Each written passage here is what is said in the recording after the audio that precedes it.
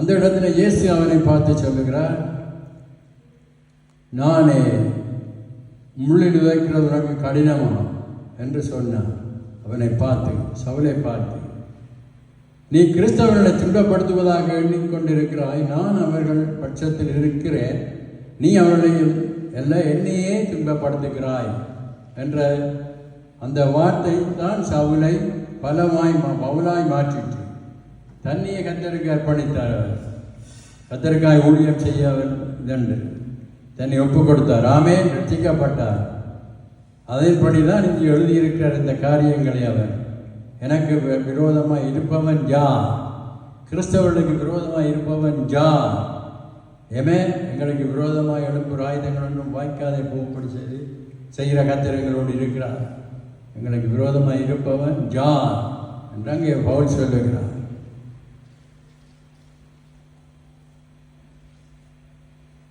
அவருடைய வாழ்விலே அவர் அதை எப்பொழுதும் உணர்ந்தார். அவருடைய பட்சத்தில் நிற்கிறது ஒன்றுதான் அவருடைய பெருநாய் இருந்தது. அதுதான் அவருடைய கர்த்தருடைய வல்லமை அவரை ஆட்கொண்டது, ஊழியம் செய்ய பலப்படுத்தியது. அல்லேலூயா. இந்த அப்போஸ்தலர் நிருபங்கள் எழுத கர்த்தர் உதவி செய்தார். அவருக்கு கர்த்தருக்கு எதிராக இருந்த பிள்ளைகளுக்கு எதிராக வெளிப்பட்டவரை கர்த்தர் சந்தித்து இப்படியாக எழுத வைத்தார். அது எங்களுக்கும் ஒரு ஆசீர்வாதமாக இருக்கிறது. அப்போ நாங்கள் சொல்கிறார், எங்களுக்கு விரோதமாக இருப்பவன் யார் என்று கேட்டார். அவளே போல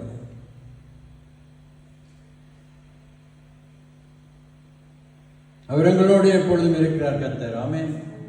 மத்தேயு 28:20 சொல்லப்படுகிறது, கடைசி பெரியந்தவன் நான் உங்களோட இருக்கிறேன் என்றவர் அவர் எங்களோட இருக்கிறார்.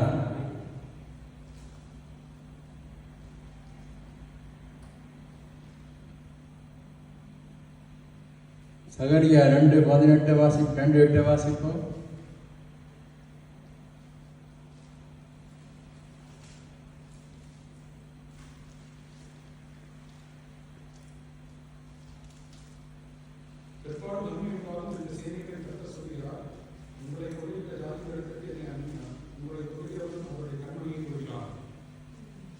நாங்கள் பார்க்கிறோம், உங்களை தொடுகிறவன் நம்முடைய கண்மணியை தொடுகிறான் என்று நான் கடைசியில் பார்க்கிறோம்.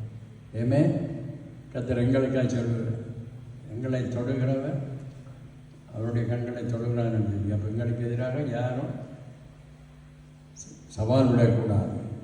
எங்களுக்கு எதிராக எழும்புவர்கள் யார் என்று நான் சொன்னேன். எங்களுக்கு எதிராக எழும்பும் ஆயுதம் வாய்க்காதே போகும்படி செய்கிற கர்த்தர் எங்களோடு இருக்கிறார்.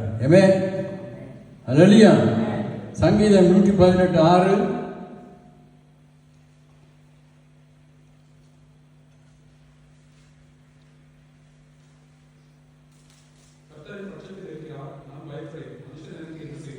ஆமென். கர்த்தரின் பட்சத்தில் இருக்கிறான், நான் பயப்படேன். மனுஷன் எனக்கு என்ன செய்வான்?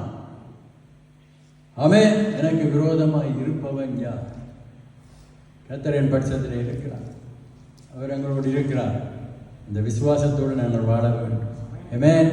அல்லேலூயா. இந்த சவாலோடு நாங்கள் வாழ வேண்டும். கர்த்தர் எங்களை பலப்படுத்துகிறார் இருக்கிறார். இதுதான் தாவீதின் அனுபவம். சங்கீதம் 23:4 பள்ளத்தாக்கில் நடந்தாலும்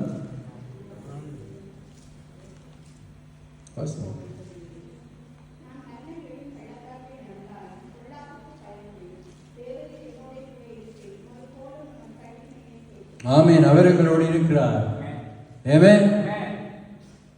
எங்களுக்கு விரோதமாக இருப்பவன் யார் என்று நாங்கள் சொல்ல முடியும். கர்த்தருக்கு மகிமை உண்டாவதாக, அவருடைய நாமத்துக்கு மகிமை உண்டாவதாக. அல்லேலூயா. சங்கீதம் 46:2-3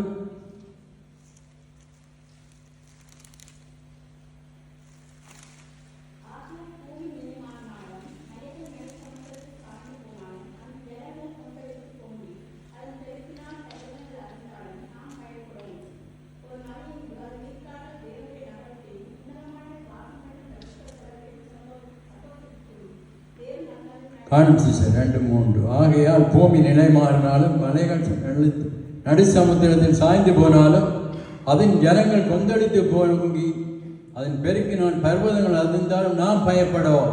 ஏனென்றால் கர்த்தர் எங்களோட இருக்கிறார். ஆமென். அல்லேலூயா.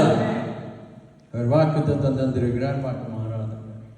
அவர் எங்களோடு இருக்கிறார். எங்களுக்கு விரோதமாக இருப்பவன் யார் என்று நான் சொன்னேன். அப்போஸ்தலன் பவுலை போல் நான் சொன்னேன்.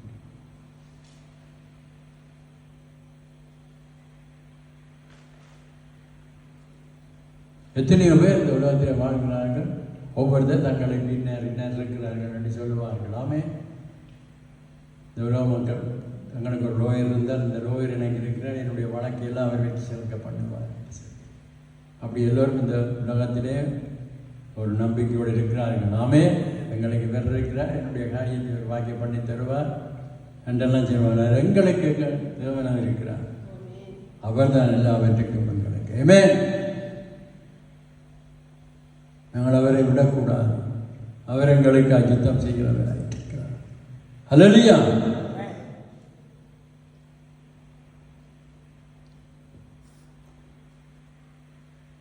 அவர் எப்பொழுதும் எங்களோடு இருக்கிறவராயிருக்கிறார். கடைசி பரியந்தம் எங்களோடு இருப்பேன் என்று சொன்னவர் அவர்.